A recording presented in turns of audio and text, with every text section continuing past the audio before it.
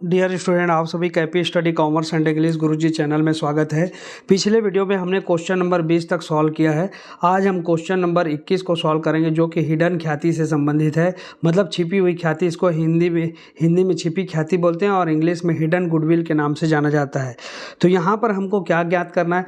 तो यहाँ पर हमको जो है हिडन ख्याति ज्ञात करनी है, हिडन गुडविल ज्ञात करनी है, जिसको छिपी हुई ख्याति के नाम से जानते हैं।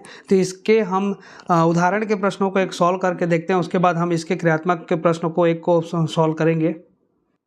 तो यहाँ पर थ्योरी से स्टार्ट करते हैं। यहाँ पे देखिए छिपी ख्याति लिखा है। यदि फर्म से सेवानिवृत्त करने वाले साझेदार को एक मुश्त राशि के भुगतान का निर्णय लेती है, यदि फर्म सेवानिवृत्त करने वाले, मतलब जो साझेदार सेवानिवृत्त हो रहा है उसको एक मुश्त राशि के भुगतान के निर्णय लेती है और यह राशि इस साझेदार के पूंजी खाते के शेष या पुनर्मूल्यांकन और संचय के भाग से अधिक है, तो यह आधिक्य ख्याति में उसका एक भाग माना जाता है।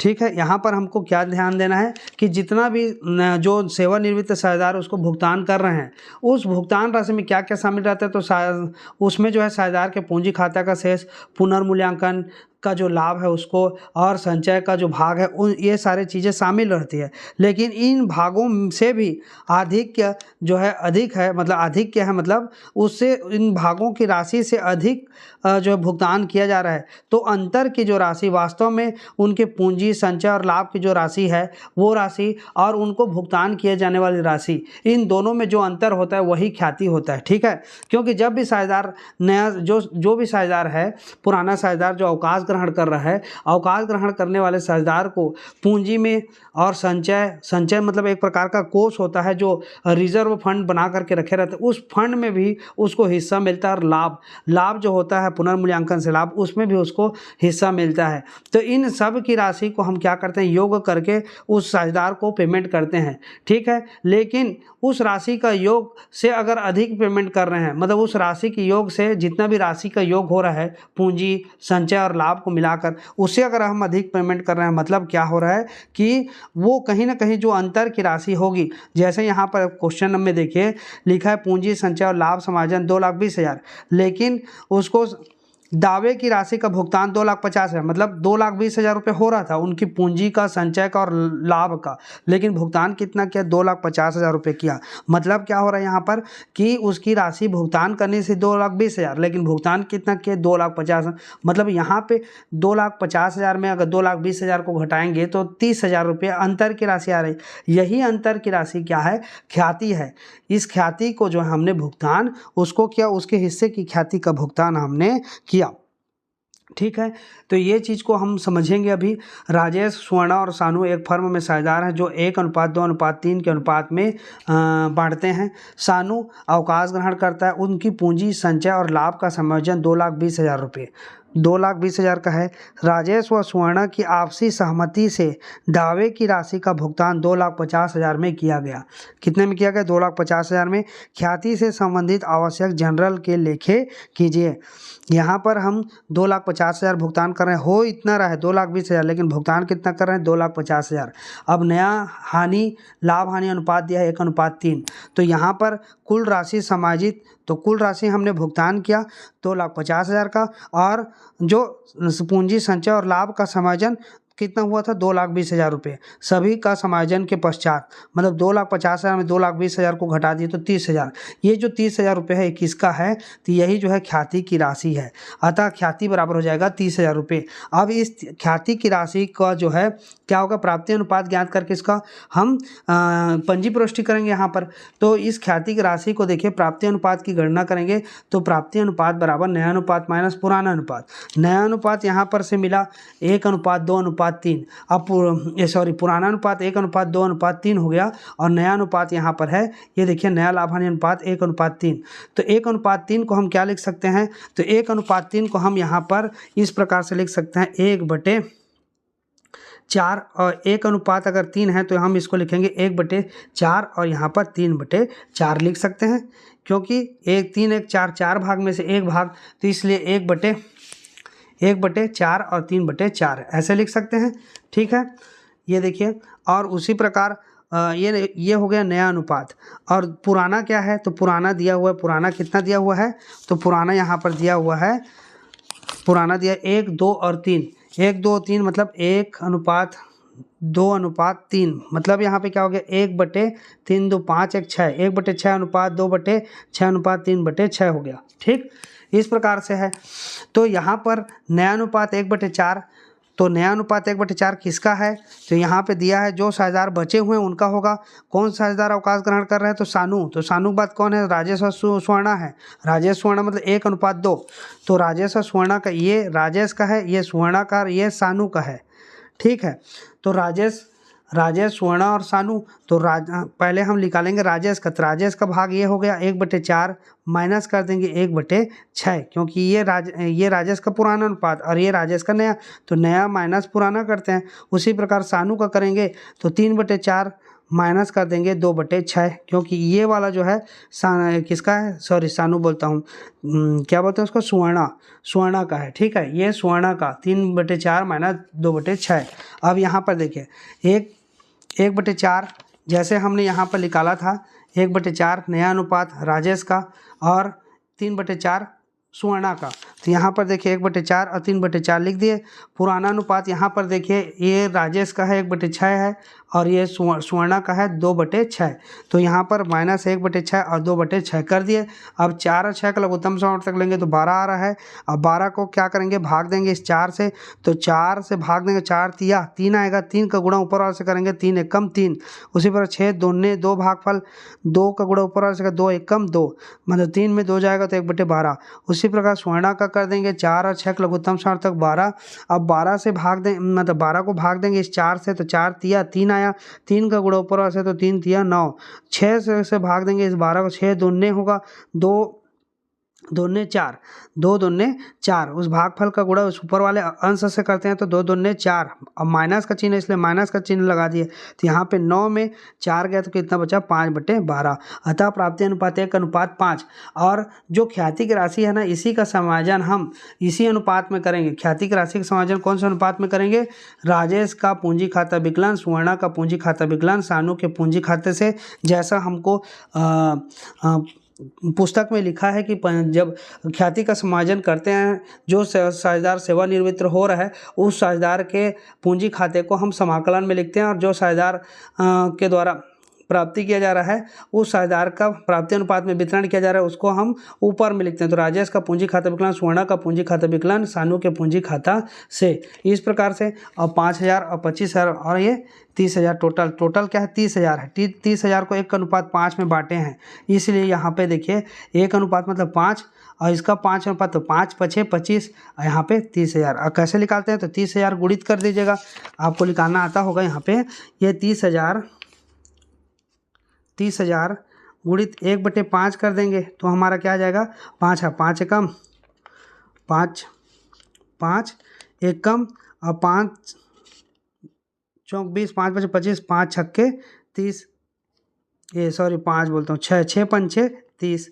ठीक है, 5,000 आ गया, 6 पंचे है ये 5,000, 5,000 गुणित करना 5,000। उसी प्रकार 30,000 गुणित 5/6, 6 पंचे 5 पछे 25, 25,000 आ जाएगा। ठीक, इसी को हमने यहाँ पर लिखा है। क्लियर है।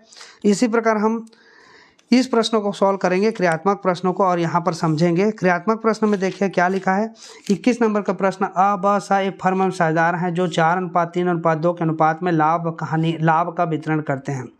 ब अवकाश ग्रहण करता है, उनकी पूंजी संचय व लाभ का समायोजन 1,50,000। अ और ब आपसी सहमति से दावे की राशि का भुगतान 1,80,000, मतलब उसका समायोजन के पश्चात कितना हो रहा है 1,50,000, लेकिन भुगतान कितना किया 1,80,000। ख्याति से संबंधित आवश्यक जनरल में लेखे कीजिए। भविष्य में अ और ब लाभ हानि बराबर बांटने का निर्णय लेते हैं। तो यहाँ पर भी ये भी क्वेश्चन ठीक उसी प्रकार का है जैसा अभी हमने उदाहरण के प्रश्न को देखा, उसी प्रकार से ये भी प्रश्न जो है बनेंगे। ठीक है, तो चलिए बनाते हैं। सबसे पहले तो हम ख्याति की गणना करेंगे, तो 1,80,000 में 1,50,000 को घटा देंगे तो आ जाएगा हमारा 30,000। यहाँ पर देखिए हमने इसी प्रकार से बनाया 21 नंबर को। सबसे पहले हम क्या किए, ये देखिए, सबसे पहले हम तो लिख लिए कि पुराना अनुपात और नया अनुपात को सबसे पहले हमने लिखा दिया है। पुराना अनुपात अ ब स का 4 अनुपात और 3 अनुपात 4:3 अनुपात क्या लिखा है, 4:3 अनुपात 2, 4:2 अनुपात 3 लिखा है ना, जिसको हम क्या लिख सकते हैं 4 2 6 6 3 9, मतलब टोटल 9 भाग में से 4 भाग अ को मिलेगा तो 4/9, टोटल 9 भाग में से 2 भाग ब को मिला इसलिए 2/9, टोटल 9 भाग में से 3 भाग स को मिला इसलिए 3/9। ठीक है, अब ये पुराना अनुपात हो गया। अब नया अनुपात क्या होगा, तो नया अनुपात में है यहाँ पर अ और स का, क्योंकि ब जो है अवकाश ग्रहण करता है, यहाँ पर लिखे उसको कि ब अवकाश ग्रहण करता है।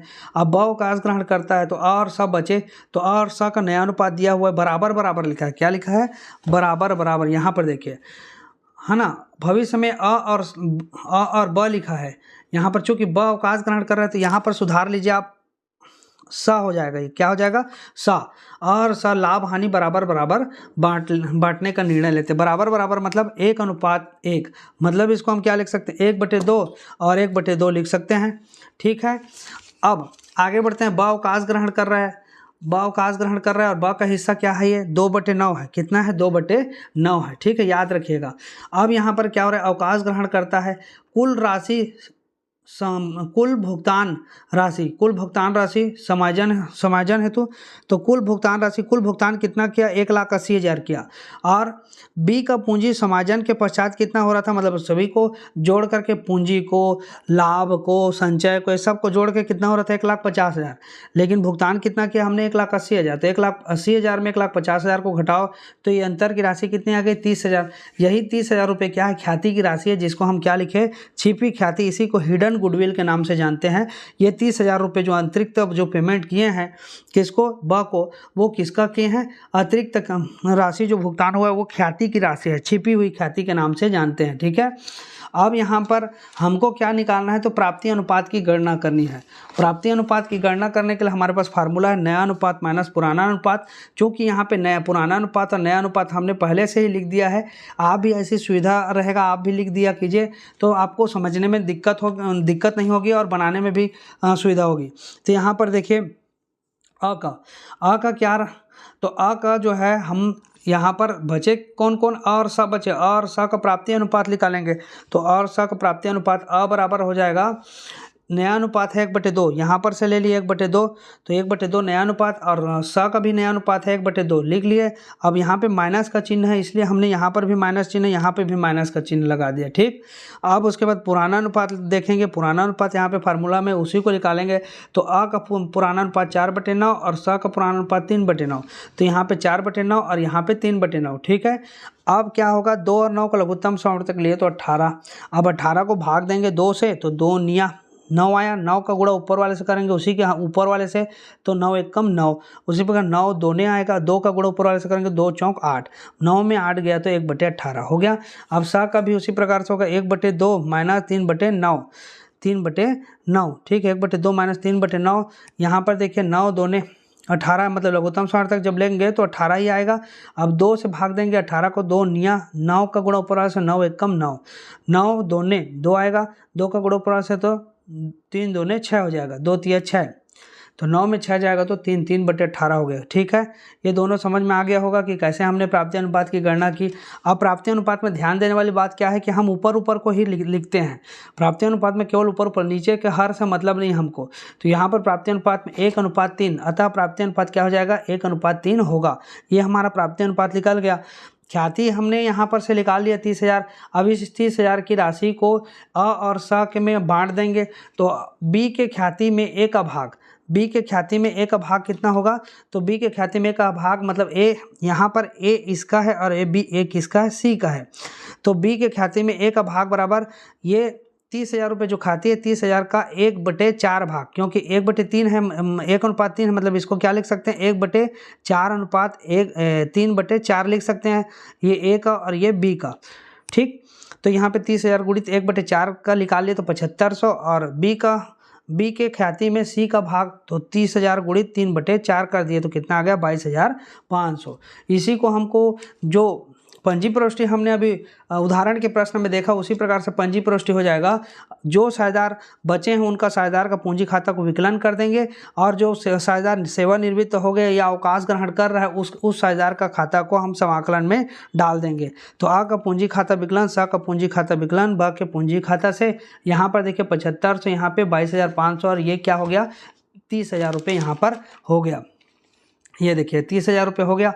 तो ब के ख्याति राशि 1:3 के अनुपात में समायोजित करने पर या समायोजन लिख सकते हैं। इस प्रकार से आप जो है क्वेश्चन को बना सकते हैं। एकदम सरल है, क्वेश्चन आसानी से बन जाएगा। ठीक है, इसके बाद हम चलते हैं क्वेश्चन नंबर 22 को। क्वेश्चन नंबर 22 में देखिए क्या लिखा है। सबसे पहले हम प्रश्नों को समझेंगे, उसके बाद हम हल करेंगे। तो क्रियात्मक प्रश्न क्रमांक 22 में ये भी उदाहरण का जो प्रश्न है उसी के तर्ज पे बना हुआ है। ये एनसीईआरटी का क्वेश्चन है, परीक्षा में संभवतः पूछे जाने वाले ऐसे क्वेश्चन पूछे भी जाते हैं, और इसके लिए भी हम उदाहरण के प्रश्न को देखेंगे, उसके बाद इसको भी बनाएंगे। ठीक है, क्योंकि उदाहरण के प्रश्न इसके भी मिलते जुलते हैं सेम। यहाँ पर देखिए, यहाँ पे दिया हुआ है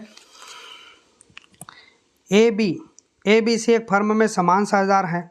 लिखा है 31 दिसंबर 2017 को सी ने फर्म के अवकाश ग्रहण किया।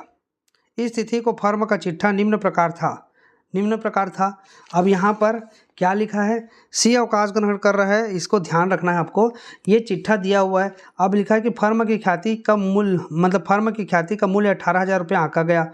सी के अवकाश ग्रहण पर दी जाने वाली राशि निकालिए तथा उसके ऋण खाते में हस्तांतरित कीजिए। सी के जाने के बाद 1 जनवरी 2018 को ए तथा बी का चिट्ठा भी बनाइए। यहाँ पर चिट्ठा भी बनाने को बोल रहा है, लेकिन आपको पंजी प्रविष्टि के हिसाब से बनाए तो हमको जो है क्या करना पड़ता है। जैसे यहाँ पे संचिति कोष है, इस संचिति कोष की राशि को हमको क्या करना पड़ता है, वितरण करना पड़ता है। किसको, जितने भी साझेदार हैं ए बी सी हैं, तो तीनों को हम क्या करेंगे, सबसे पहले वितरण करेंगे।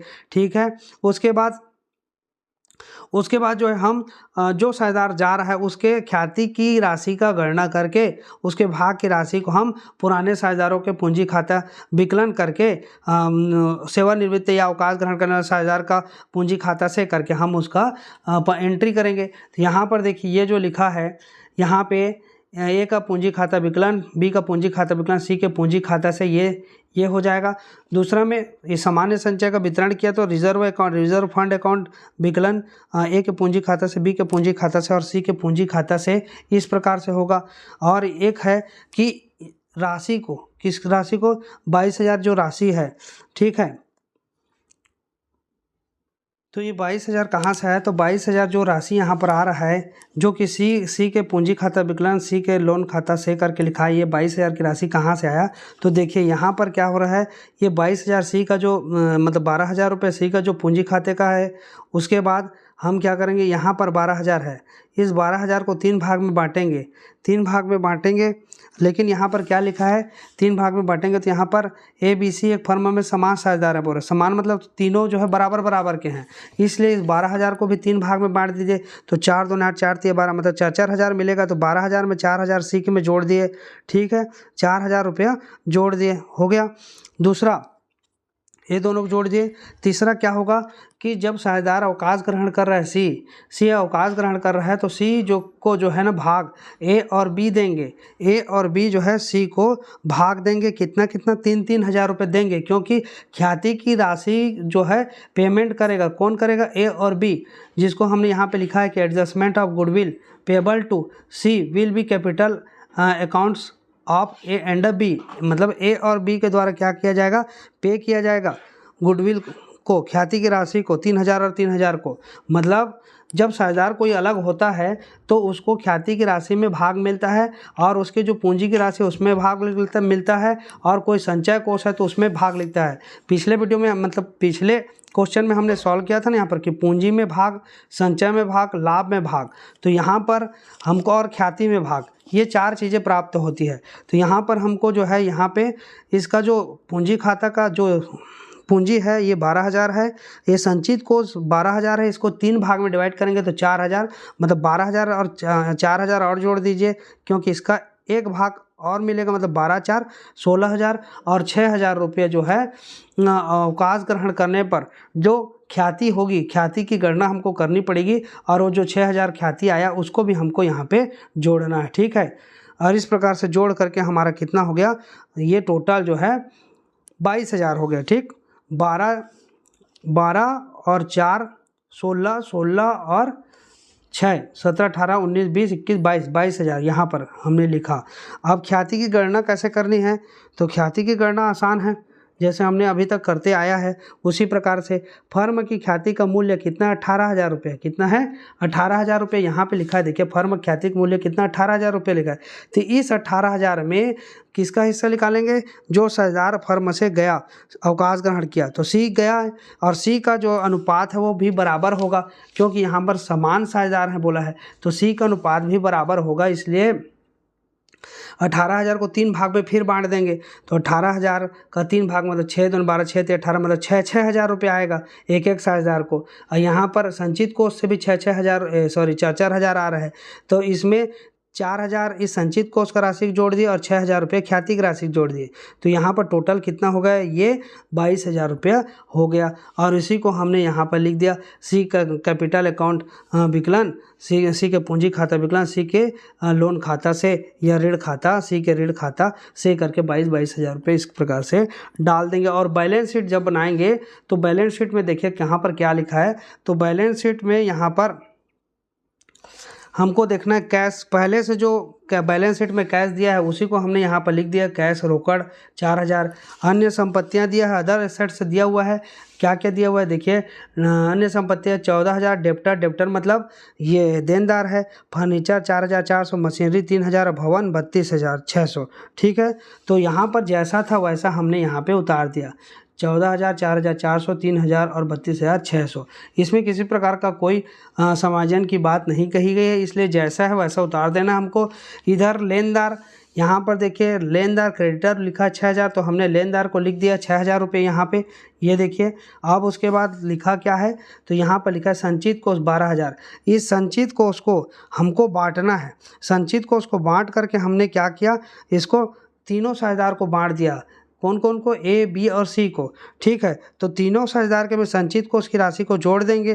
ठीक, तो हमने यहाँ पर देखिए सीधा सी का, चूँकि यहाँ पे प्रश्न में क्या लिखा, प्रश्न में बोला गया है कि सी के अवकाश ग्रहण पर दी जाने वाली राशि निकालिए तथा उसके ऋण खाते में हस्तांतरित कीजिए। तो हमने सी के अवकाश ग्रहण करने पर राशि निकाला, ये देखिए राशि निकाला और उसको कहाँ जो लिख दिया, सी का पूंजी खाता विकलन, सी के ऋण खाता से करके हमने ये 22,000 ये राशि कैसे निकला, तो देखिए 12,000 तो उसकी पूंजी का था, ये देखिए 12,000 पूंजी का था और 4,000 रुपये इसका संचित को उसका 4,000 मिला, जिसको हमने यहाँ पे प्लस किया, और 6,000 रुपये ख्याति का।